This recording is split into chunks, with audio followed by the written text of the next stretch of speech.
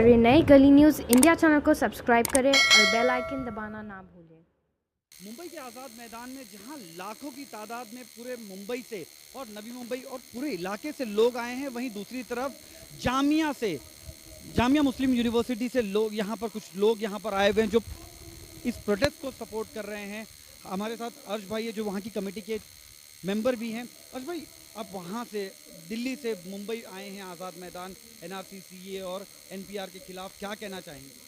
Actually starting जरूर जामिया से हुई है, लेकिन आज पूरा हिंदुस्तान, पूरा भारत के नागरिक सभी जगह जगह इस काले कानून के खिलाफ आवाज़ उठा रहे हैं और इस काले कानून की निंदा करते हैं, इसे वापसी करने की आवाज़ उठा रहे हैं। तो इसलिए हम सभी भारतीय नागरिक के साथ हैं। जहाँ जहाँ प्रोटेस्ट हो रहा है, हम जामिया स्टूडेंट हमें बुलाते भी है, बुलाया भी जाता है और हम जाते भी हैं। जैसे हमारे जामिया मिल्लिया इस्लामिया, शाहीन बाग हो गया, सब जगह सभी तरह के लोग हमारे पास जो भारतीय नागरिक बन के आते हैं उनका मोस्ट वेलकम करते हैं। वो हमारे साथ समर्थन दे रहे हैं, हमारे आंदोलन में जुड़ रहे हैं और हमारे जज्बे को सलाम कर रहे हैं। तो इसी तरह हम आज आज़ाद मैदान में हम आप लोगों के साथ हम यहाँ आए हैं। इनके जज्बे को सलाम करना है, इनके साथ जुड़ना है और उनके आवाज़ के कायम रखने के लिए हम इनके साथ जुड़े हैं। सबसे अहम सवाल यहाँ पर होता है कि जामिया से शुरुआत हुई जिस आंदोलन की, आज एक शाहीन बाग, दिल्ली का शाहीन बाग है, वहाँ पर आज 60 दिनों के करीब हो गए जहाँ औरतें मुसलसल बैठी हुई, एक बच्चे की डेथ भी हो गई थी। और क्या कहना चाहेंगे उन बेटियों को, उन बच्चियों को जो जामिया से कनेक्टेड है, करीब में हैं और वो लोग आज मुसलसल प्रोटेस्ट में बैठे हुए हैं, और आपकी जो टीम है उनका क्या समर्थन रहता होगा? देखिए, हमारा समर्थन पूरे हिंदुस्तान के नागरिक के लिए है। जो हमारे साथ खड़े हैं, काले कानून के खिलाफ खड़े हैं, हम उनके साथ समर्थन में देने के लिए हर वक्त 24 घंटे अवेलेबल है। और बात रही जामिया मिल्लिया इस्लामिया की, सिर्फ एक चिंगारी थी, क्योंकि हमने 13 दिसंबर में जो हमने आवाज़ उठाई थी, पीसफुल प्रोटेस्ट किया था।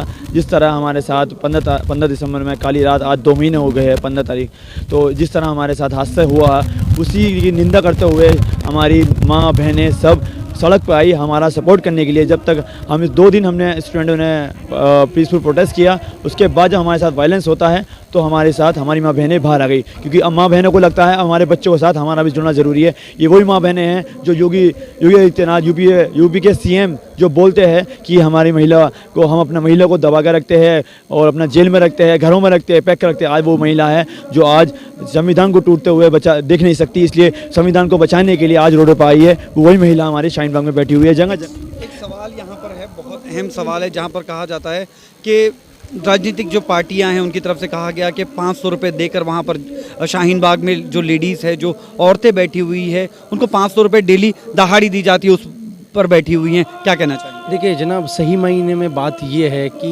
वो लोग, उनकी मानसिकता बड़ी गिरी हुई है। आप देख सकते हैं कि वो बीजेपी सरकार है, मोस्टली जो क्रिमिनल लोग हैं वो बीजेपी गवर्नमेंट में, और वो कहते हैं कि वो 500 रुपये और 1000 रुपये लेके बैठे। कोई भला शख्स अपनी इज्जत को और असमत को 500 और 1000 रुपये में लेकर बिठाएगा? ये लड़ाई मुस्लिमों की नहीं है, और ना ही ये लड़ाई ये जो बुरखा नसीन औरतें थी तब निकल के नहीं आई, जब ट्रिपल तलाक का मामला था, चाहे नोटबंदी का मामला हो, चाहे राफेल घोटाला का मामला हो, चाहे 15 लाख का एक झूठा मामला हो, चाहे रोजगार का मामला, ये तो तब निकल के आई है जब डॉक्टर भीमराव अंबेडकर के संविधान का मसला है। क्योंकि बात एक मजहब की नहीं है, बात इस देश को जिस तरीके से ये ताकत बर्बाद करने की कोशिश बार बार कर रही है, उसके खिलाफ आज मुसलमानों ने कदम उठाया है। अब इस बिल के खिलाफ देखिए, सीए और एनआरसी और एनपीआर पाकिस्तान, बांग्लादेश, अफगानिस्तानियों में किस तरीके से आपको उलझाए। ये वो कहते हैं, अमित शाह, माननीय होम मिनिस्टर साहब कहते हैं कि 12 तारीख को वो कह रहे थे कि मुसलमानों को डरने की बात नहीं है। पहले उन्होंने एक डर पैदा करा, जैसे राम मंदिर पे जो डर पैदा था वो ख़त्म हो चुका था, ट्रिपल तलाक का मामला ख़त्म हो चुका था, तो इन्होंने कहा था कि ऐसे करते हैं कि एनआरसी लागू करते हैं। 19.5 लाख का डाटा आया, 15 लाख जो नॉन मोहम्मडन्स थे, 5 लाख मुस्लिम्स थे। देखिए, बात इन्होंने सीए लाने के इनके पीछे ये था क्योंकि we the people of India, ये कॉन्स्टिट्यूशन का प्रेम्बल ये कहता है जात और धर्म के नाम पे, लिंग के नाम पे कोई भेदभाव नहीं होना चाहिए। तो एक तरीके से अनकॉन्स्टिट्यूशनल लॉ है। आज देखिए, सुशांत सिंह बॉलीवुड एक्टर है, चाहे अनुराग कश्यप जी जामिया मिल्लिया इस्लामिया विजिट कर रहे हैं रात कल, तो आप देखिए बड़े बड़े जो बुद्धिजीवी हैं वो इसको बेहतरीन तरीके से, पुरजोर तरीके से विरोध कर रहे हैं और खंडन कर रहे हैं इसका। क्योंकि आप देखिए एनपीआर, अब एनपीआर की लड़ाई है, अब सीए की लड़ाई नहीं और ना एनआरसी की लड़ाई है, अब है एनपीआर। आप होम मिनिस्ट्री की वेबसाइट पे जाओगे कि वहाँ देखोगे NPR is first step towards NRC, और आपको देखिए कि उनको फॉरेनर जो ट्रिब्यूनल्स कोर्ट्स बनाए जाएंगे, जैसे डिटेंशन कैंप इन्होंने असम में बनाया हुआ है, वहाँ रहस्य मौतें हो रही हैं, वहाँ नॉन मोमेंट्स भी मर रहे हैं। आप रोजगार की बात करो, आप कह रहे थे कि हम डिमोनेटाइजेशन के बाद हमला नहीं होगा आतंकी, पुलवामा हमला हो गया, 500 करोड़ रुपए की नोटबंदी के बाद अगले दिन बेंगलुरु में शादी हो जाती है। अब 1,76,000 करोड़ आरबीआई से ले लिया, अभी 54,000 करोड़ की एक अर्जी और लगाई है माननीय प्रधानमंत्री। अब आप देखिए कि 1.5 करोड़ रुपए का समथिंग रोज का सिक्योरिटी का खर्चा आता है उनका, जो माननीय प्रधानमंत्री। देखिए देश को जिस तरीके से गुमराह कर रहे हैं। आप एक चीज़ और मैं बताना चाहता हूँ, इस एनपीआर और एनआरसी और सीएए के खिलाफ महेंद्र सिंह धोनी साहब भी आवाज़ उठाना चाह रहे थे, बट उनको एक तरीके से टीम से निकाला गया। उसकी वजह रही है कि अमित शाह के लड़के बीसीसीआई के सेक्रेटरी हैं, जैसा जो एक साल में 1600 करोड़ रुपए का बिजनेस करते हैं, एकदम इतना बिजनेस। तो अब आप देखिए कि ये लड़ाई आज पूरे हिंदुस्तान में है। मुस्लिम, दलित, जो भी लोग सेकुलर सोच हैं वो खुल के इसका खंडन कर रहे हैं। और बीजेपी सरकार लगभग, जैसे दिल्ली में उन्होंने कपिल मिश्रा ने कहा था कि वो आम आदमी के पार्टी के पहले विधायक थे कि फिर बीजेपी ज्वाइन करी, उन्होंने कहा था कि इंडिया वर्सेस पाकिस्तान है। तो बेशक हिंदुस्तान की जीत हुई, उन ताकतों की हार हुई है जो इस देश को तोड़ना चाहते हैं। मुसलमानों पर आप सख्त ना करिए। आप मुसलमानों की आपकी कुर्बानियाँ देखनी है तो इंडिया गेट पर जो 90,300 नाम लिखे हुए स्वतंत्र सेनानी, तो वहाँ मुसलमानों की 61,000 कुर्बानियाँ लिखी हैं। हमें क्यों डर है? हम क्यों? देखिए मुसलमानों की इतना डर नहीं है जितना एक प्राइवेट सेक्टर में एक बंदा जॉब करता है, उससे 4 वीक ऑफ मिलते हैं हफ्ते में।